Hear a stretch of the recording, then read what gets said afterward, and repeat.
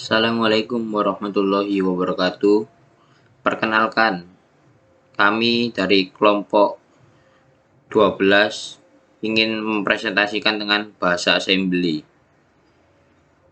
Di kelompok ini ada saya yang bernama Muhammad Novandri Regairwanto dengan NPM 2008 1010 253 dan teman saya Muhammad Fahri Ardiansyah dengan NPM 2008 1010 214.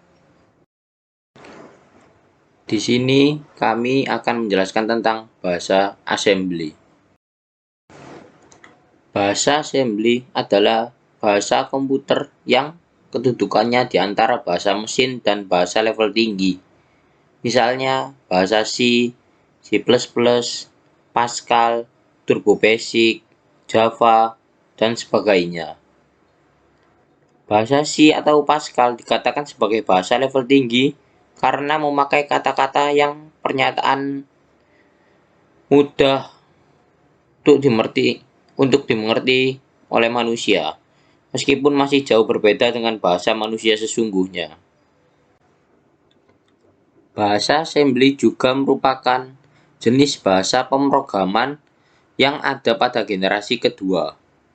Bahasa assembly ini juga dinamakan sebagai bahasa rakitan yang merupakan bahasa digunakan untuk komputer. Namun, dalam bahasa ini masuk ke dalam kategori sebagai bahasa tingkat rendah atau low level language. Bahasa ini merupakan notasi untuk mesin sehingga nanti bisa dibaca oleh manusia. Berbeda dengan high level language atau bahasa tingkat tinggi, bahasa assembly ini mempunyai hubungan 1-1 dengan berdasarkan instruksi mesin. Contohnya, untuk setiap julukan yang nanti akan ditulis dengan menggunakan bahasa assembly, maka nanti juga akan langsung diterjemahkan dengan tepat satu kode operasi, sehingga bisa langsung dimengerti oleh komputer. Lalu di sini kita akan mempelajari tentang manfaat mempelajari bahasa assembly.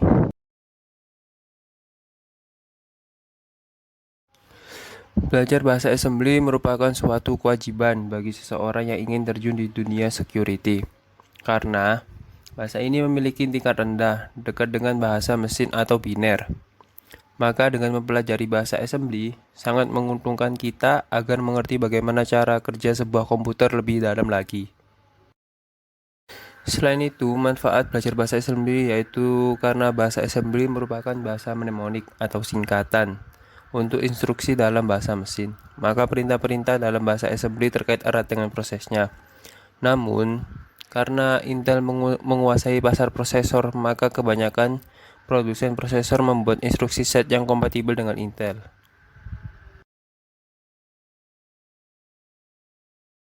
Lalu di sini ada konstruksi bahasa assembly.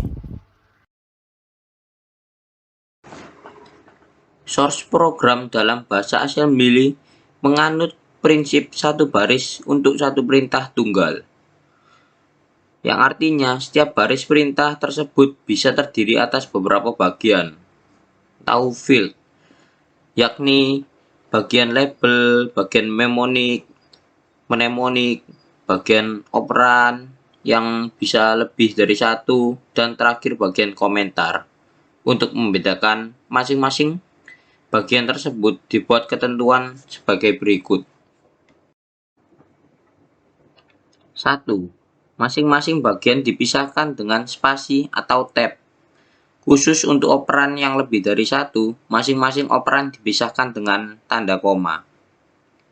Yang kedua, bagian-bagian tersebut tidak harus semuanya ada dalam sebuah baris. Jika ada satu bagian yang tidak ada, maka spasi atau tab sebagai pemisah bagian harus tetap ditulis. Yang ketiga, bagian label ditulis mulai huruf pertama dari baris. Jika baris bersangkutan tidak mengandung label, maka label tersebut digantikan dengan spasi atau tab, yakni sebagai tanda pemisah antara bagian label dan bagian mnemonik.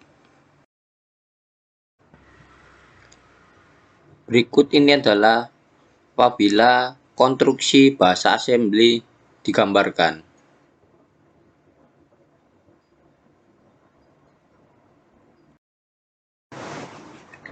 Label mewakili nomor memori program dari instruksi pada baris bersangkutan. Pada saat menulis instruksi jam, label ini ditulis dalam bagian operan untuk menyatakan nomor memori program yang dituju. Dengan demikian, label selalu mewakili nomor memori program dan harus ditulis di bagian awal baris instruksi.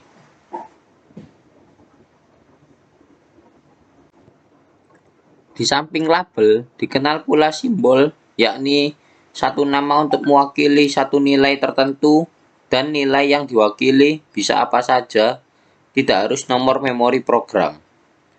Cara penulisan simbol sama dengan cara penulisan label. Harus dimulai di huruf pertama dari baris instruksi.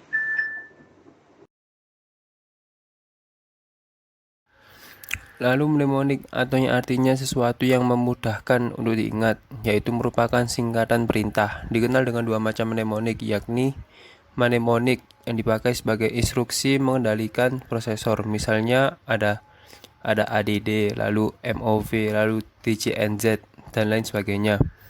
Lalu ada pula mnemonik yang dipakai untuk mengatur kerja dari program assembler, misalnya ORG, EQU, atau DB. Mnemonik untuk mengatur kerja dari program assembler ini dinamakan sebagai assembler directive. Lalu ada operand, adalah bagian yang letaknya di belakang bagian mnemonik, merupakan pelengkap bagi mnemonik. Kalau sebuah instruksi diibaratkan sebagai kalimat perintah, maka mnemonik merupakan subjek atau kata kerja, dan operand merupakan objek atau kata benda dari kalimat perintah tersebut. Tergantung pada jenis instruksinya, operand bisa berupa berbagai macam hal. Pada instruksi jam, operand berupa label yang mewakili nomor memori program yang dituju, misalnya LJMP start. Pada instruksi untuk pemindahan atau pengolahan data, operand bisa berupa simbol yang mewakili data tersebut, misalnya ADDA, lalu #offset. Banyak instruksi yang operandnya adalah register dari prosesor, misalnya MOVA, lalu R1. Bahkan ada pula instruksi yang tidak mempunyai operand, yaitu misalnya RET.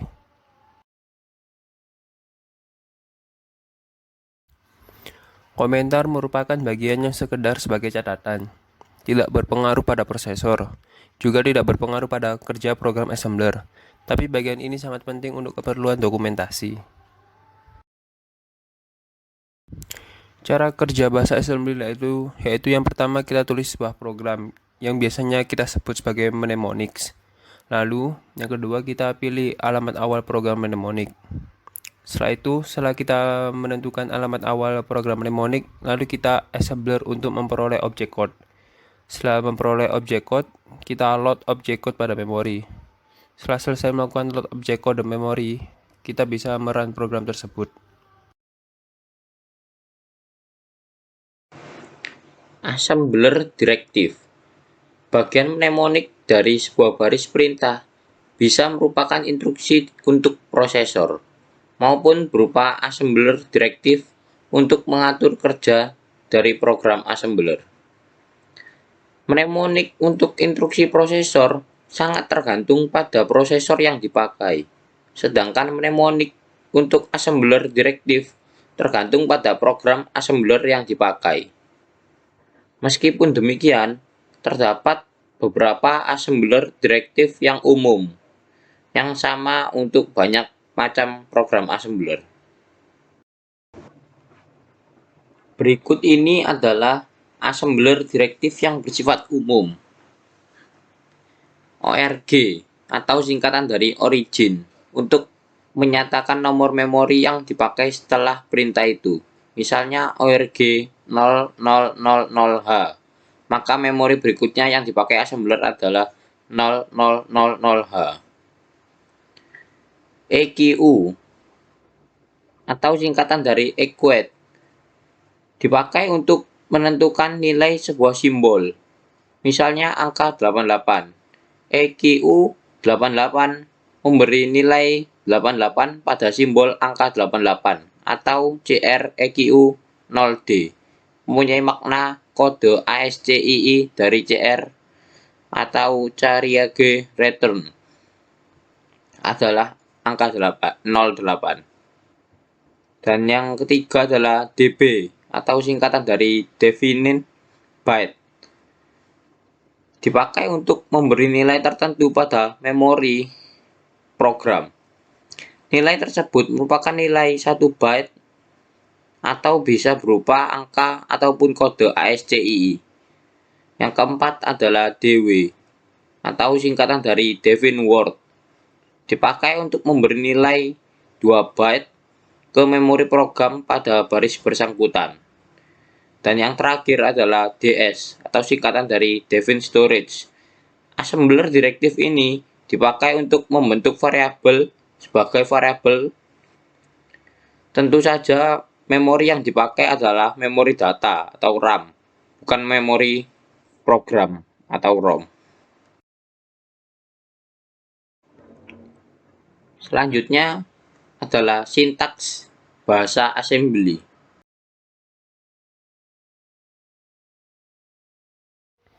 Bahasa assembly menggunakan mnemonik untuk mewakili setiap instruksi mesin tingkat rendah atau opcode. Biasanya juga setiap register arsitektural, flag, dan lain-lain. Banyak operasi memerlukan satu atau lebih operand untuk membentuk instruksi lengkap.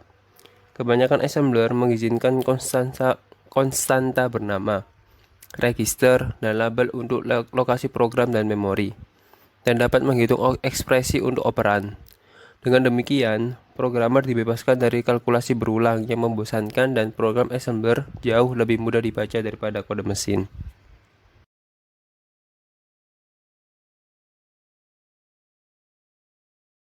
Lalu kita pasti bertanya-tanya, mengapa bahasa assembly dibuat? Nah, di sini bahasa assembly dibuat sebagai singkatan yang tepat untuk pengkodean level mesin, sehingga kita tidak perlu menghitung 0 second dan 1 second sepanjang hari.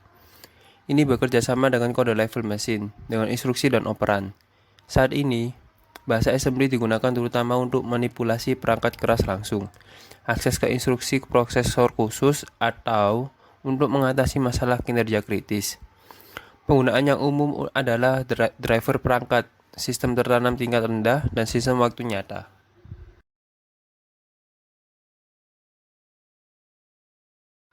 Lalu kita di sini sebagai pengembang pasti bertanya-tanya, kapan waktu yang pas untuk menggunakan bahasa assembly? Nah, di sini ada beberapa situasi di mana pengembang mungkin memilih untuk menggunakan bahasa assembly. Yang pertama yaitu menulis kode untuk sistem dengan prosesor lama yang memiliki opsi bahasa tingkat tinggi terbatas, seperti Atari 2600, Commodore 64, dan kalkulator grafik. Lalu yang kedua, kode yang harus berinteraksi langsung dengan perangkat keras, misalnya di driver perangkat dan penanganan interupsi. Lalu yang ketiga, dalam prosesor tertanam atau DSP, interupsi pengulangan tinggi memerlukan jumlah siklus terpendek per interupsi. Lalu seperti instruksi yang terjadi 1000 atau 10.000 kali per detik. Lalu yang terakhir yaitu diperlukan eksekusi mandiri dengan ukuran ringkas yang harus dijalankan tanpa bantuan komponen atau pustaka runtime yang terkait dengan bahasa tingkat tinggi. Contohnya, termasuk firmware untuk telepon, bahan bakar mobil, dan sistem pengapian. Lalu ada sistem kontrol AC, sistem keamanan, dan yang terakhir yaitu sensor.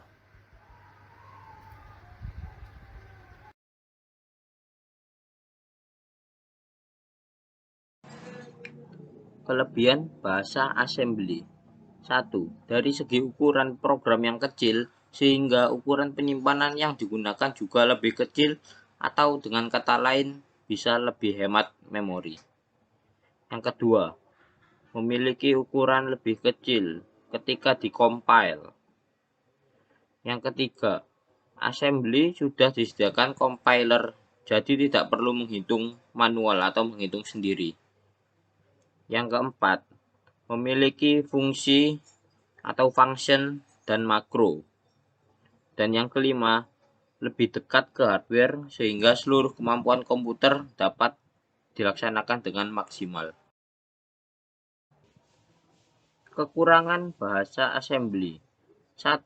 bahasa assembly jauh lebih sulit dipahami dibandingkan dengan bahasa pemrograman yang lainnya. Yang kedua, menggunakan bahasa assembly berarti baris yang ditulis lebih banyak dibandingkan dengan bahasa pemrograman yang lainnya. Yang ketiga, bahasa assembly mempunyai portabilitas yang rendah karena satu bahasa assembly biasanya dikhususkan untuk satu jenis pengendali mikro saja, sehingga tidak bisa satu bahasa assembly bisa digunakan untuk banyak pengendali mikro yang lainnya. Yang keempat, mengharuskan pengguna dalam berhati-hati karena program yang berasal dari bahasa assembly dapat memanfaatkan penuh perangkat keras yang dikendalikan.